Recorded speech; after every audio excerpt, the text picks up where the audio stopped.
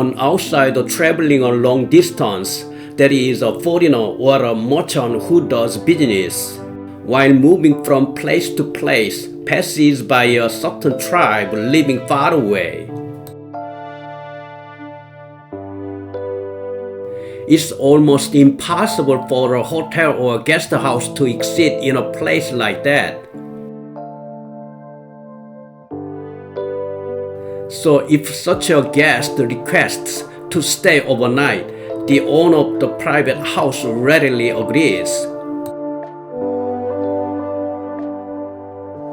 The outsider is invited, and as the outsider enters the tent, he finds a half-naked woman inside the tent.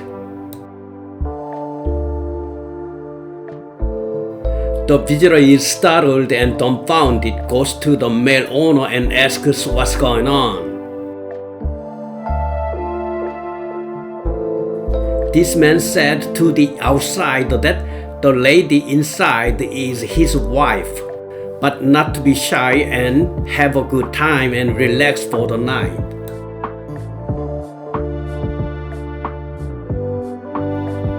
In fact, the purpose of a woman having a relationship with an outsider is not to enjoy the relationship, but to conceive a second generation.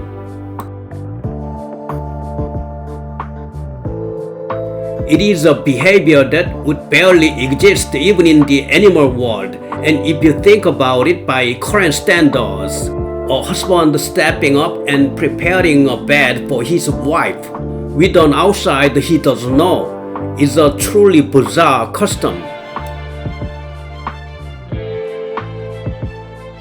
However, if you closely study the unique living environment of nomads, there are many aspects that can be fully understood and accepted.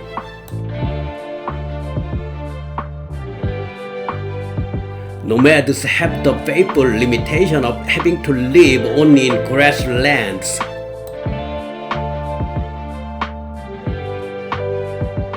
Grasslands are areas with little rainfall, so they are not suitable for farming and staying in one place for a long time. So nomads mainly raise livestock such as cattle, horses, and sheep, live off of meat and dairy products, and make daily necessaries from the skins and bones of their livestock. However, since the livestock graze a lot of grass, the amount of grass decreases after a while. So they cannot settle in one place for a long time, and they have to move to another area with their livestock and tribes.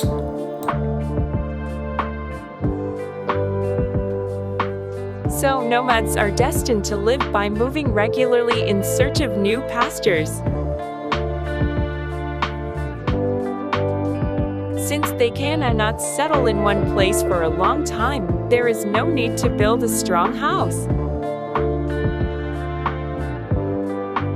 A tent that can be easily installed and dismantled in a short period of time and is easily moved is used as a living space. The problem is that the tribes are scattered far from each other, and it is difficult to form a community with neighbors of different bloodlines because groups have to constantly move due to their nomadic nature. So, most of the members of a tribe live together as families who share the same genes, and marriage and childbearing becomes a big problem. Different neighbors are needed so that men and women can meet people of different genes and produce healthy next generations. These healthy next generations grow into healthy young people who can become the labor force and military force of a tribe. It is common sense that a tribe with such a healthy workforce and military power can develop into a powerful tribe capable of producing food and weapons and repelling aggression from the outside.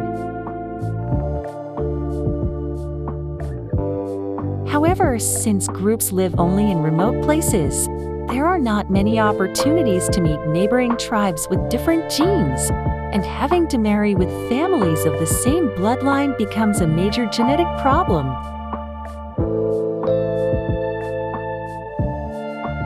At the time, such tribes had not been scientifically developed and did not know the theory of genetics. But through long experience, it would have been well known that many deformed children are born when the marriage took place within a family of the same bloodline.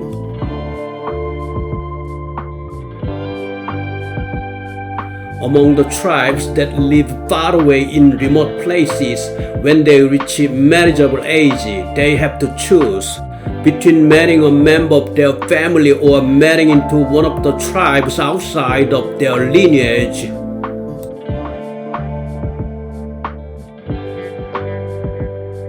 The solution is to kidnap a woman from another tribe like Yasuge, or choose a spouse from within the family and get married.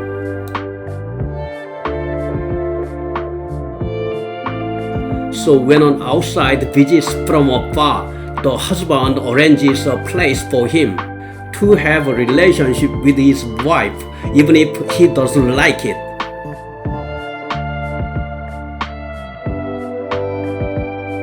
Perhaps the head of the household who rented his wife to an outsider was married to a very close blood relative, so he was anxious about the next generation.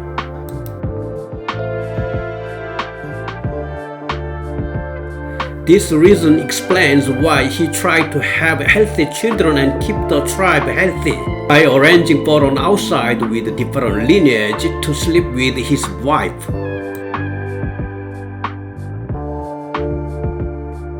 Historically, if you look at the genealogy of European royal families, where there were many incestuous marriages, there are many records of people suffering from genetic diseases, or cases of insane people appearing one after another.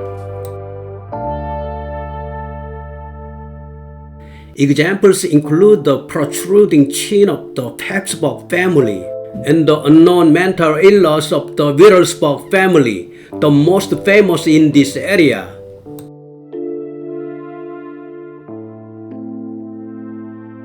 In the case of the Russian Romanov dynasty, there was hemophilia inherited from Queen Victoria of the Hanover dynasty in England.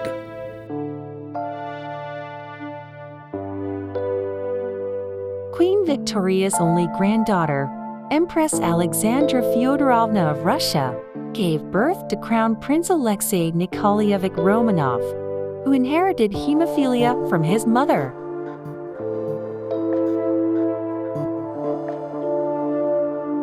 Tsar Nicholas II and Alexandra relied on the wicked priest Grigory Rasputin to cure their son.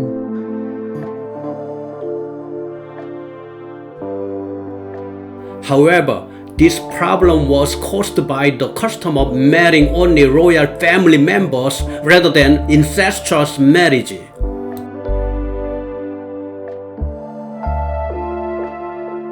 In fact, the reason why there were so many incestuous marriages in European royal families was because of a system called morganatic marriage.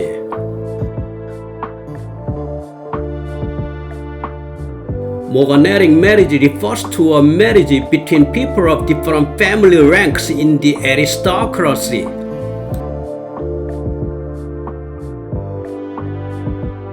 Not only marriages between nobles and commoners, but also marriages between royalty and non-royal aristocrats are considered noble marriages.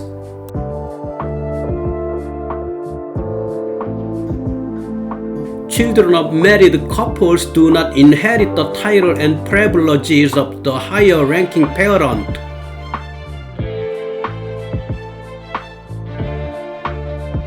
Ancient Irish upper-class incest is said to be a means of strengthening the power of the ruling class.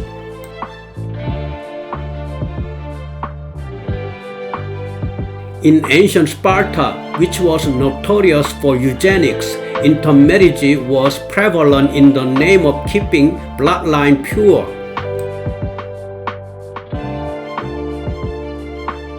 The problem was that contrary to the objective they pursued, intermarriage resulted in the birth of malformed children and has been pointed out as one of the causes of Sparta's downfall.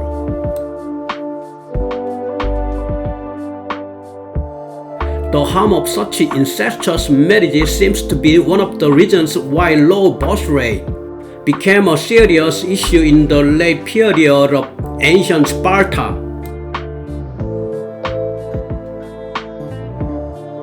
As a digression, there were rumors that Napoleon was engaged in incest with his sister.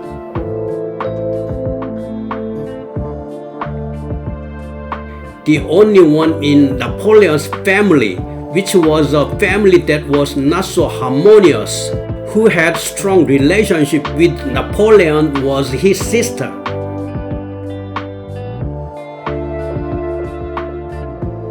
The majority opinion is that rumors about his good relationship with his sister may have been an attempt by the anti-Napoleonic camp to tarnish Napoleon's reputation through false propaganda.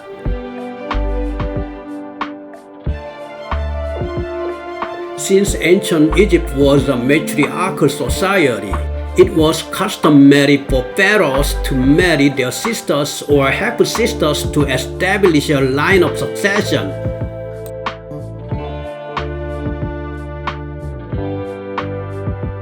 In particular, if the queen had no sons, the royal concubine's son was given legitimacy by marrying the queen's daughter.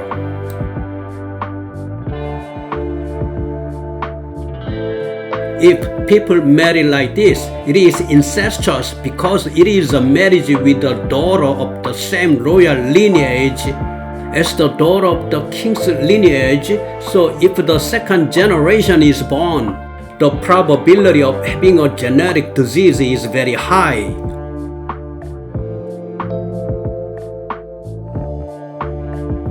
The mummies of two baby girls were found in Tutankhamun's tomb, which is well known as the cause of the pharaohs.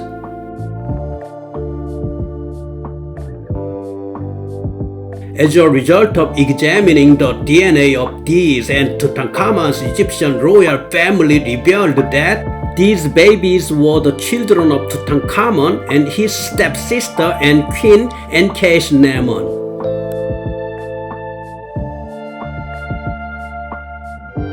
By the way, Tutankhamun's mother was Akhenaten's biological sister, and they were all children of Amenhotep III.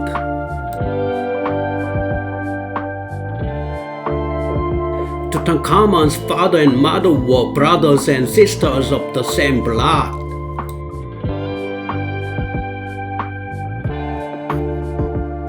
This Amenhotep III had one of his four daughters married to his son as his daughter-in-law, and the other two daughters married him as his wife.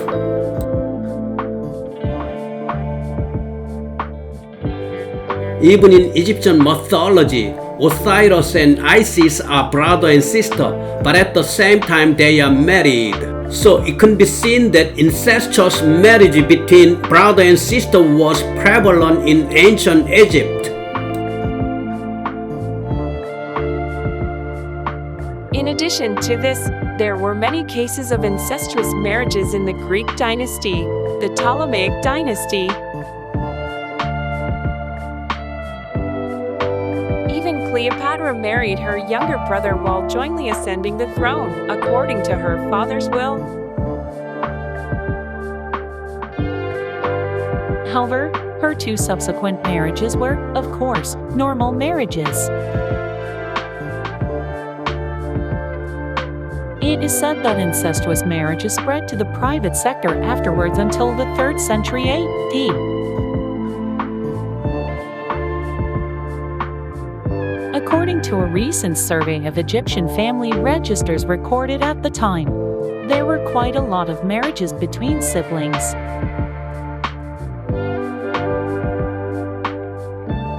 However, as Christianity became a state religion, this custom is said to have faded. However, incestuous marriage was an Egyptian custom, and in other parts of the world, it was used as a source of interest in accusing the Egyptians of being perverts and savages. To put it bluntly, there was a time when the Hittites wrote in a government book, and not in any other document, that those who have a relationship with their sister are barbarians, and that we are civilized people who don't do such things. Even in primitive societies, incest was taboo, and the fact that it was common for mothers to raise children who did not know who their fathers were must have had some purpose to prevent incest. Thank you for watching the video, The Lending of a Wife to an Outsider and the Incestuous Marriage, provided by History and Current Events. I'm Rebecca, Mia, Katie, Leah, and Tony have contributed so far as narrators. Thank you.